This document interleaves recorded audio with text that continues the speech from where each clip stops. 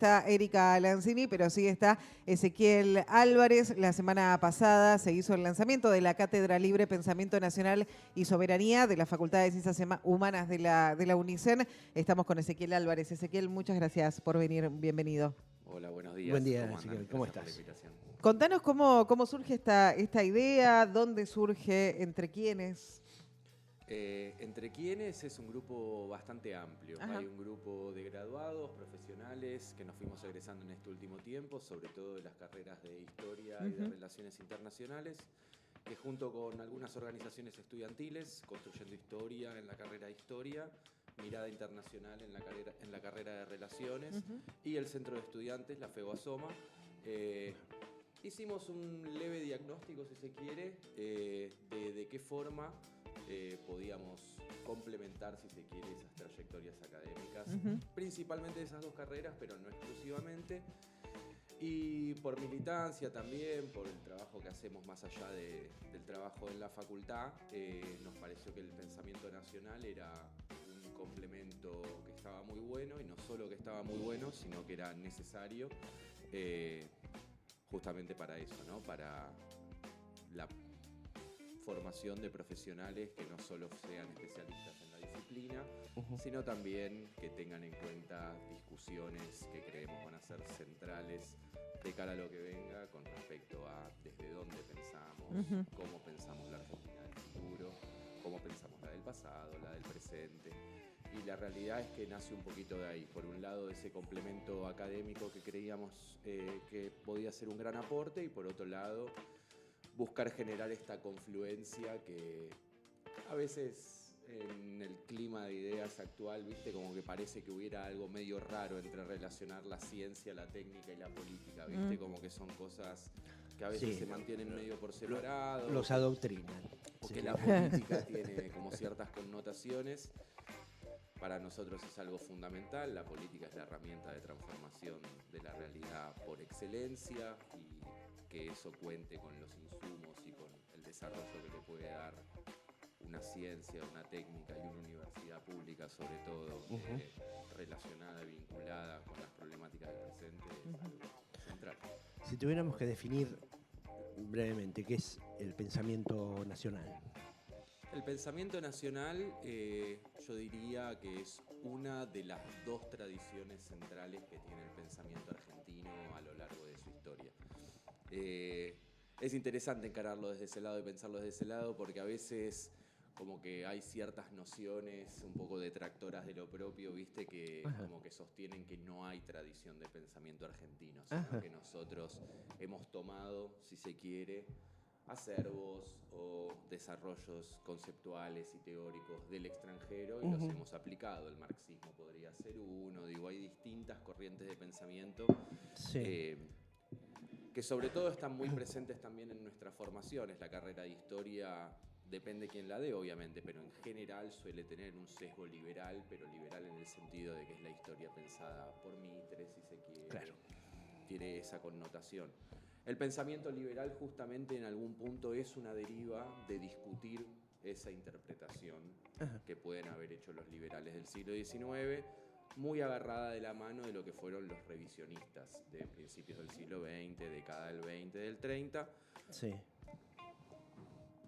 Que justamente lo que buscaron fue la reivindicación y el desarrollo de herramientas y de conceptualizaciones propias que apliquen a lo que era la historia argentina, el desarrollo económico argentino, el desarrollo social argentino, y que discutieran justamente con estas otras ideas más de cuño liberal que consideraban extranjerizantes, detractoras de lo propio, un poco derivadas del Civilización y Barbarie de Sarmiento. Claro. Esta idea de lo extranjero, lo de Lo afuera, europeo, sobre lo todo. europeo, es lo culto, lo civilizado, lo que hay acá, es lo inculto, lo irracional, Claro, lo que hay que eliminar, ¿no? en algún sentido. Y el pensamiento nacional es como esa primera gran impronta que tiene de desarrollo, que curiosamente no nace de los ámbitos académicos per se, sino que hay una fuerte tradición de la literatura argentina, en la cual se da una primera gran reivindicación de lo propio,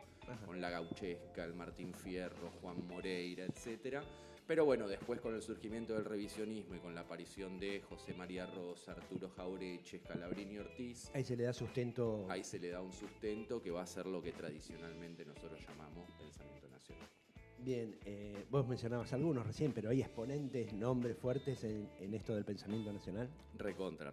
Bueno, dejando un segundito de lado que más allá de que en la historización es importante la parte de la literatura. Sí. Ahí hay algo... Sí, sobre todo Martín Fierro, ¿no? Que El Martín Fierro. Fundamental. Y el Martín Fierro tiene... No nos podemos no meternos de lleno igualmente, ¿no? Pero el Martín Fierro tiene dos grandes líneas. Está la ida del Martín Fierro y está la vuelta del Martín Fierro. Y son dos Martín Fierros distintos en el sentido de que el que se va es el gaucho matrero, el del cuchillo, el marginal. El más salvaje, digamos, ¿no? El más en la línea de lo bárbaro. El Martín Fierro que vuelve es un gaucho, con el perdón del uso de la palabra, domesticado en algún punto. Ya es trabajador rural, ya está incluido dentro de la sociedad.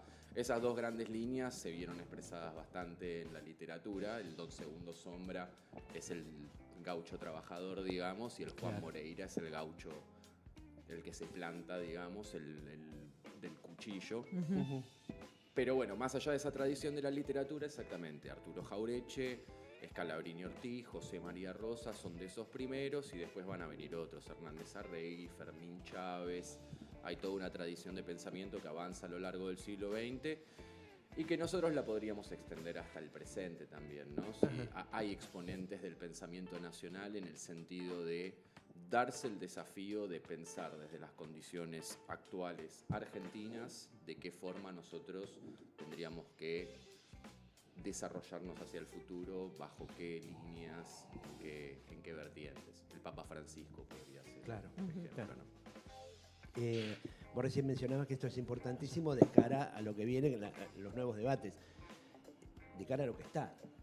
Sí. Hoy más que nunca está en vigencia esto de, bueno, a ver cómo lo pensamos desde lo nacional, ¿no? Ante un avance terrible recién lo hablábamos, del imperio, por ejemplo, de Norteamérica. Sobre los territorios, sobre el pensamiento, sobre todo. Totalmente. Sí, con un gobierno que alaba el discurso estadounidense, ¿no? En este caso en particular. Claro. Alaba el discurso estadounidense y denosta lo propio. Claro. No necesariamente podría. Claro, son las dos cosas juntas. No la otra, claro, sí. Pero hay una denostación de lo propio que no solo es discursiva, sino que es política, económica y social. Digo, la implementación de la ley de financiamiento universitario, las marchas que hemos tenido, cómo se habla de la gente que investiga, que desarrolla conocimiento, ciencia en nuestro país, sobre todo vinculado tal vez a cuestiones como esta que nosotros estamos charlando, más del corte de las ciencias humanas, de las ciencias sociales. Parece que fuera todo como una gran elucubración para sostener a personas que no hicieran nada en sus trabajos, y la verdad es que es una visión bastante corta en ese sentido de lo que le puede garantizar posibilidades de desarrollo al país, hasta a veces en la propia línea de lo que esos proyectos políticos sostienen, porque son tecnócratas en algún punto, pero bueno, esa tecnología viene de un desarrollo científico fuerte al cual le tenés que poner plata, tenés que financiarlo. Y una sola cosita con respecto a lo que decías vos antes, no solo de cara a lo que se viene, yo soy historiador por formación y hay algo fundamental también en de qué forma nosotros nos contamos nuestra historia. Sí. Y ahí el pensamiento nacional también tiene algo muy interesante para decir, porque si tomamos de nuevo, por ejemplo, el discurso mileísta, el fin del siglo XIX, con lo que se llama comúnmente el modelo agroexportador, etcétera, es retratado como el momento más próspero de la Argentina. Sí. Bueno, eso es una interpretación de la historia, no es una historia objetiva que no está sujeta a debate ni a discusión. De hecho, la tradición del pensamiento nacional, Jaureche particularmente, contra lo que más se enfrentó es contra esa interpretación liberal de la historia, de que el momento de Mitre, de Sarmiento, de Avellaneda fue el momento de mayor prosperidad y desarrollo económico del país, y lo caracterizan como economía de coloniaje, digamos, donde empieza la dependencia nacional, no donde empezó ese desarrollo tecnológico, científico, económico, nacional. Y nos parecía fundamental que ese tipo de interpretaciones formaran parte del ámbito académico, universitario, con el rigor que ese espacio tiene, pero a su vez reivindicando matrices de pensamiento que pongan a lo argentino y a lo nacional en un lugar un poco más también orgulloso para todos nosotros, claro, ¿no? Digo, en un lugar en el que podamos justamente recuperar esas dimensiones de lo argentino para mirarlas con un poco más de orgullo y con otros ojos que no estén todo el tiempo poniendo la vara en el exterior también. A ver si nosotros estamos o no a la altura de lo que era el desarrollo europeo en ese momento. claro.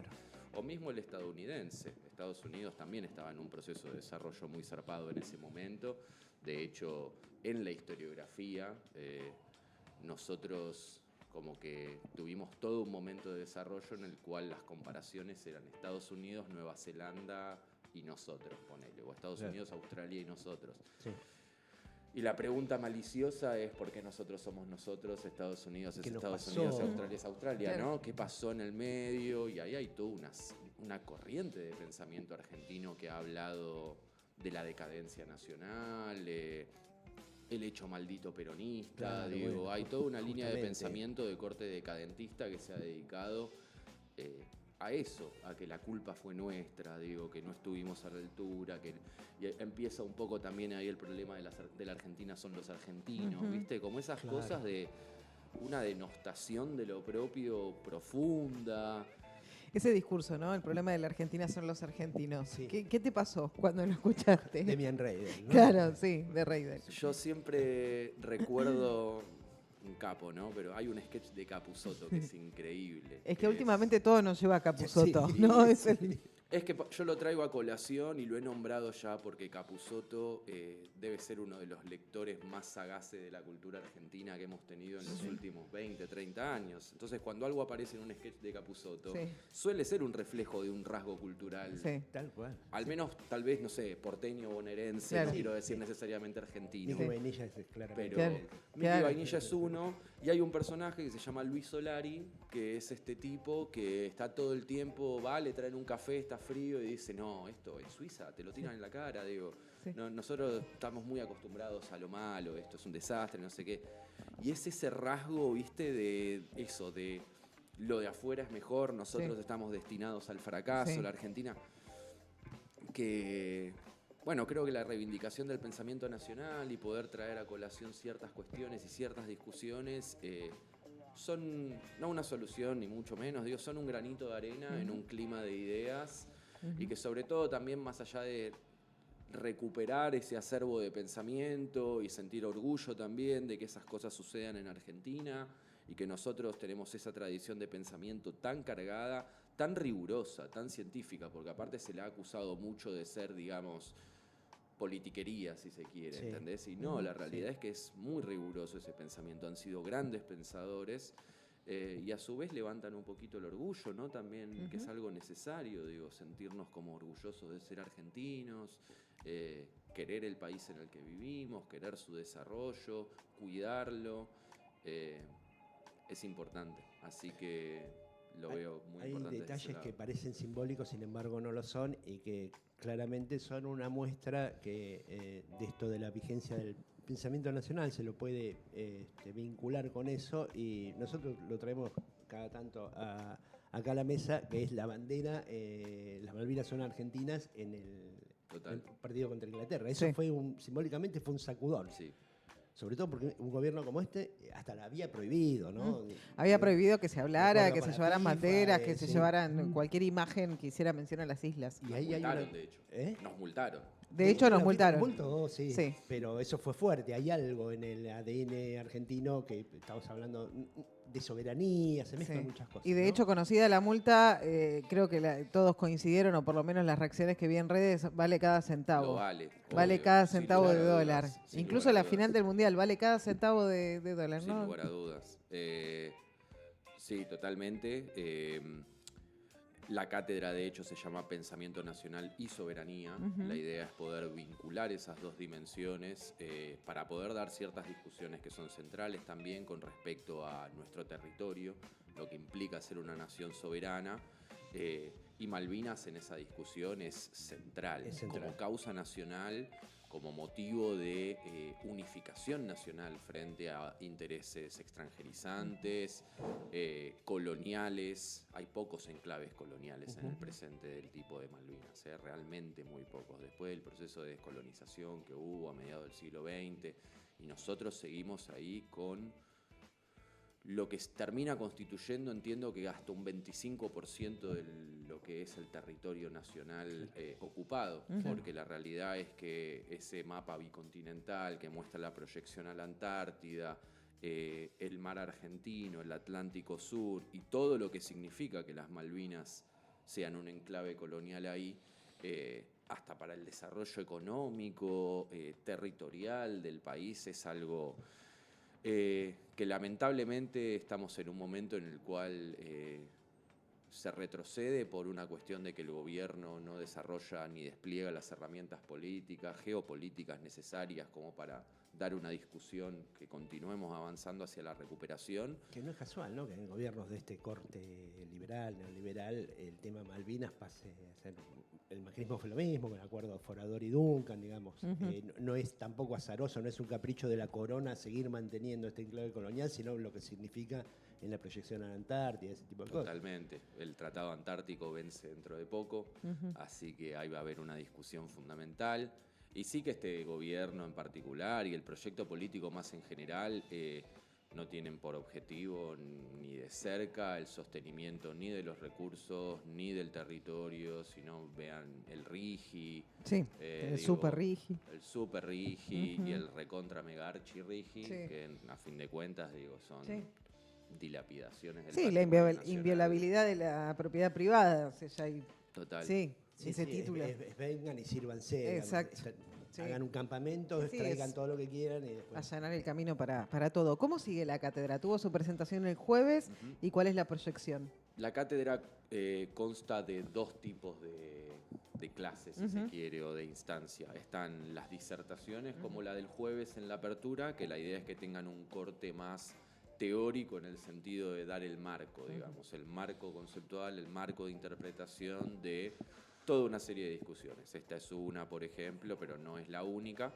Y después hay otras clases que, basadas en esa bibliografía, se plantean como taller, conversatorio. La idea es que sean más dialogadas y vamos a ir avanzando en el tiempo. O sea, vamos a tener toda una construcción histórica que vamos a mostrar para ver a qué es a lo que se le planteó el pensamiento nacional, que es un poco lo que charlábamos hace un ratito, como para llegar al surgimiento del pensamiento nacional y a partir de ahí plantear ciertas discusiones centrales vinculadas a esto que decíamos, soberanía, geopolítica, desarrollo, hasta llegar al siglo XXI, los desafíos del futuro, quiénes son referentes o pensadores actuales.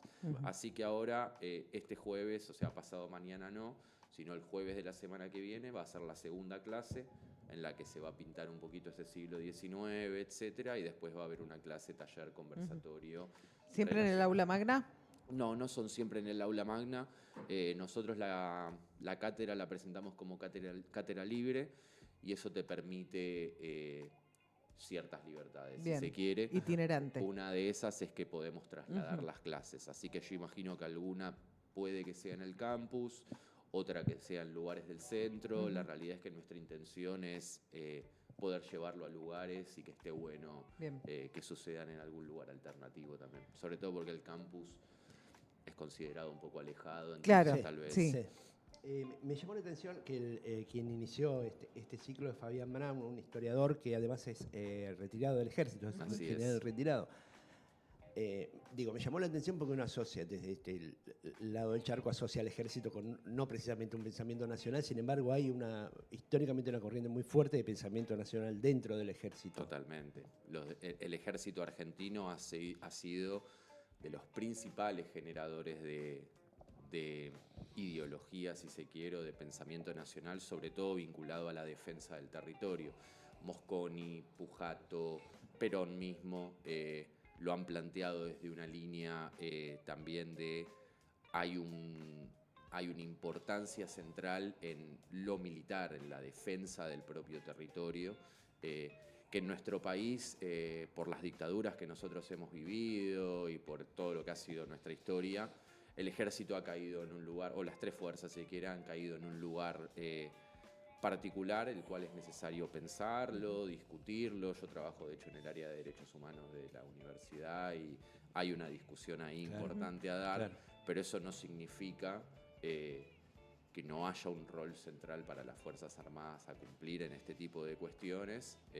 Y que nada, es parte de lo que hay que pensar a futuro, es parte del desafío. El ejército de San Martín, digamos. El ejército, sí, el ejército de San Martín, y digo, el mismo ejército que en algún punto siempre tuvo una rama, o no sé si siempre tuvo, hay momentos en los que no, pero siempre hubo una corriente profundamente nacionalista dentro del ejército, una corriente de reivindicación de lo propio y de nuestro territorio.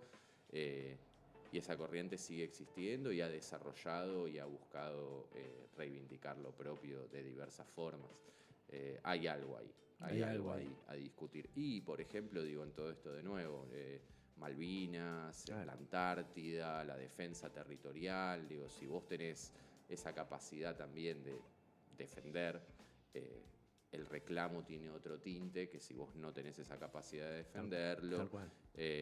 No es un tema en el que yo sea especialista, tampoco es que quiero como meterme por demás en la cuestión de la defensa y el ejército, pero sí que me parece que hay algo central ahí y que es una de las discusiones que nosotros damos en una de las unidades de la cátedra, poder charlar un poco de estas cosas. Muy bien, entonces el próximo jueves, no, el otro, 1, 2, 3, 4, ¿no? Jueves 4. O 3. Martes 1, 2, 3. Jueves 3. Jueves 3 de septiembre. ¿Hay lugar ya definido? No hay lugar. Bien. Estén atentos entonces. Hay un Instagram. Hay Bien. redes. Sí, también digo, muchas personas se fueron anotando en un formulario que nosotros sacamos. Claro, sí. Porque la cátedra sale con un certificado de asistencia. La idea es que eventualmente pueda también ser algún seminario o algo que ya sea como para acreditar en las carreras de grado, pero ahora es con asistencia. Así que a todos los que se han inscrito también se les hará llegar por mail la convocatoria. Perfecto. Muchísimas gracias. Gracias a ustedes. Muy interesante y bueno, y seguramente estaremos convocándolos de nuevo para seguir hablando de esto. Es muy interesante y hay mucho obviamente para desglosar, pero bueno, para eso está la cátedra también, ¿no? No lo vamos a hacer todo en un programa de radio. Ezequiel, muchas gracias. Gracias a ustedes por la invitación. Ezequiel Álvarez en Pasados de Rosca.